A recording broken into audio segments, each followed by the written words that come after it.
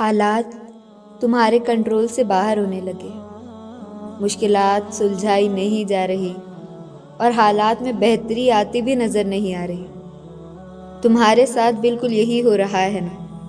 تو تم بالکل مایوس مت ہو، بلکہ تم یاد کرو اس مرد مومن کو، اور پتہ ہے اس نے کیا کہا؟ وَأُفَوِّضُ أَمْرِي إِلَى اللَّهِ إِنَّ اللَّهَ بَصِيرٌ بِالْعِبَادِ۔ میں تو اپنا معاملہ اللہ کے حوالے کرتا ہوں، اللہ یقیناً اپنے بندوں کو دیکھ رہا ہے۔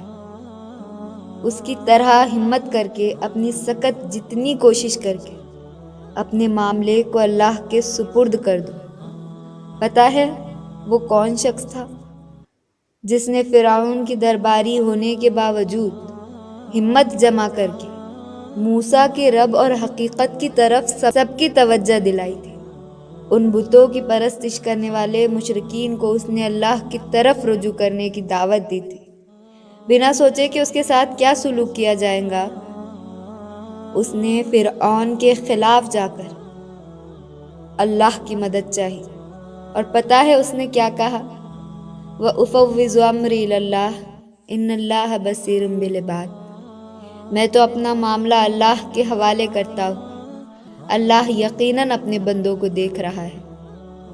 تو گھبرایا نہ کرو، بس اس رب پر یقین کیا کرو کہ یقیناً فَهُوَ حَسْبُهُ، وہ تمہارے لیے بہت کافی ہے، بہت کارساز ہے۔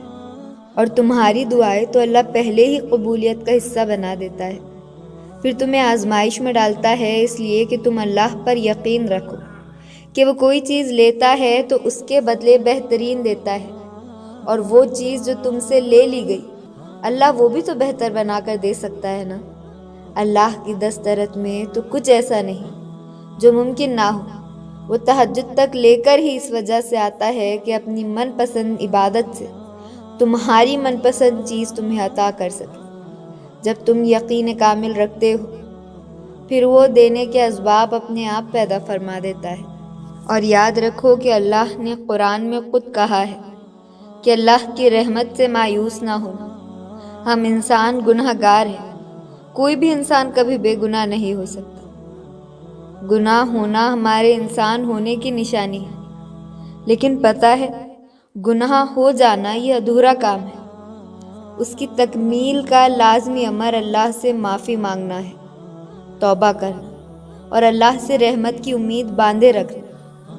یعنی جب تم سے گناہ ہو نا، تو یہ ایک بہت اہم کام، پہلا سٹیپ ہے۔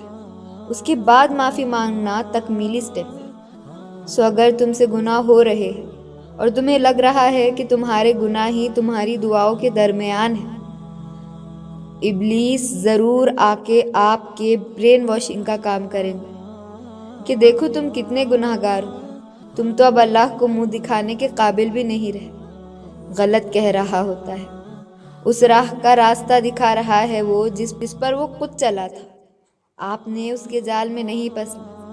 بس یاد رکھنا وہ جو اللہ تعالیٰ خود قرآن میں فرما رہا ہے کہ اللہ کی رحمت سے مایوس نہ ہونا۔